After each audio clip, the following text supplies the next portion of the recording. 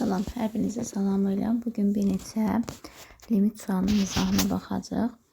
Yəni bloka düşən mövzu olan limit mövzusu bir neçə əsas məqama vurğulayacaq. Baxın, birinci misal tiplərində, yəni en yaxlaşır sonsuzluqda endə 1 hər zaman endə 1 şəklinə gətirməlisiniz.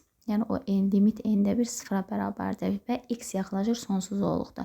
İndi birinci gəlin suala baxaq. Birinci sualda gözə 2001'də x minus 1, 2001'də x plus 1. Bunun hər tərəfini x-ə bölürük. Yəni sonsuzluq yaxınlaşır sözünü gördükdə endə birləri axtarırıq. Yəni tək endə 1 deyil, amma x-lə də ola bilər, hər hansı dəyişənlə də ola bilər. İndi baxın, endə 1 yazı onlar sıfıra gedir. Onda yerdə qalır sadəcə 2001 bölü 2001 cavab olur 1.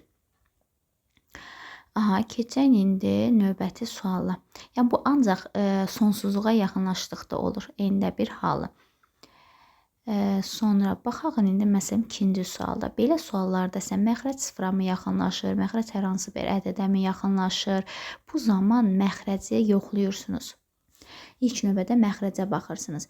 Əgər məxrəciniz sıfırdırsa, sıfıra çevirirsə də ondan alt, üst ayrıca törəmə alırsınız. Birinci növbədə məxrəci yoxlamalısınız. Yəni verilən qiymətə ədədə yaxınlaşırsa. Yəni ikinci misalda məxrəci yoxlayaq. Baxırıq ki, məxrəcimiz nə verir bizə? 0 verir. Aha, deməli sürətdən, məxrəcdən ayrıca törəmə almalıyıq. İndi sürətin törəməsi 3x kvadrat eləyir. Məxrəcin törəməsi isə 2x minus 3 eləyir. İndi baxın, yerinə qoyub yoxlasaq, məxrəci görürük ki, 0 vermir. Deyəri 0 vermirsə, sadəcə yerinə qoyub hesab aparırsınız. Deməli, indi gətirib mənfi 2-ni mən burada yerinə qoyub hesablayacağım. Elə olur ki, bəzən məxrəc yerinə qoyanda məxrəc bir də 0 verir. Onda təzədən bir də törəmə alırsınız. İndi gətirib yerinə qoysam, bu da demək olur mənfi 4 çıx 3, yuxarıda isə 12. Cavabım neçə olacaq? Mənfi 7-də 12C variantında. Aha, indi növbəti suala keçək. Məsələn, 3-cü sualdır, bu 5-ci sualdır, 6-cı sualdır. Hər biri eyni tipli sualdır. Hətta 5-ci suala gəlin baxaq. Məxrəci yenə yoxlayaq. Məxrəci yoxlasaq görürsünüz, yenə nə olacaq? Məxrəc, amma yox, burada 0 vermir. 0 vermək üçün sadəcə yerinə qoyub hesablayırıq. Aha, aldıq ki, neçə? Mənfi 8-də 3. Aha, indi gəlin növbəti suallarımıza baxaq. Özünüz də baxsaz görərsiniz ki, x mənfi 2-yə yaxınlaşır. Yenə yerinə qoyub yoxlasın, məxrəc 0 olduğu üçün törəmə alırıq və yenidən yerinə qoyuruq. Törəmə alıb yerinə qoyduqda isə mənfi 12 üstəgələk 6, 3 vuraq 4 eləyəcək 12. Cavabımız oldu mənfi 2-də 1.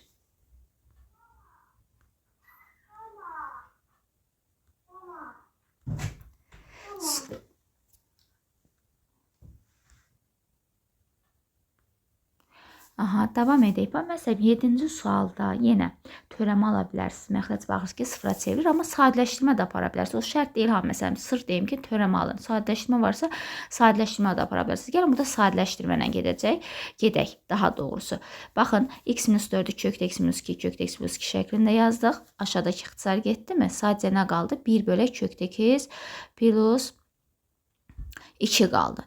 İndi yerinə də qoysaq, cavab neçə olacaq? 4-də 1 olacaq. Sonra keçək növbəti suallara. Baxın 10-cu sualı görürsünüz. Məxrəci 0 qoysaq, məxrəc 0 olur. Demək, sürət məxrəc ayrıca törəm alacaqsınız. Amma bu 11-ci sualda bu 0,2 üstü x deyil. 2x yanında yazılmalıdır. Səhv düşüb çapda. Bu da birinci görkəmli limitdir. Birinci görkəmli limitdə sadəcə olaraq cavab elə 0,2-nin özünə bərabərdir. Sonra 12-də məsələn sadəcə yerinə qoyub hesablayırsınız. Çünki məxrəc yoxdur ki, onu sıfıra çevirə bilsin. Ona görə yerinə qoyub hesablayırsınız. Baxın növbəti suala. 16-ya baxın bayaq baxdığımız tipdir. İndi 17-yə baxın sonsuzluq yaxınlaşma. Sonsuzluq yaxınlaşmasını görən kimi endə 1 yadımıza düşsün. Amma ki, burada birinci nə etməliyik? Sadələşdirmə aparmalıyıq. Yəni ortaq vuruq eləyək. Yoxsa bu şəkildə endə 1 yarada bilmərik. Yəni əvvəlcə tam dəqiq cavab almaqdan ötürü ortaq vuruq eləyib hesablasaq, sonra gəlin sadələşdirmə var. İndi nə edək? Hər tərəfinə gəlin n kvadratı var. Ən yüksək dərəcəyə bölürsünüz. Məsələn, ən yüksək n kvadratı n kvadratına bölürsünüz. Baxın, indi bölsək, burada da nə alınacaq?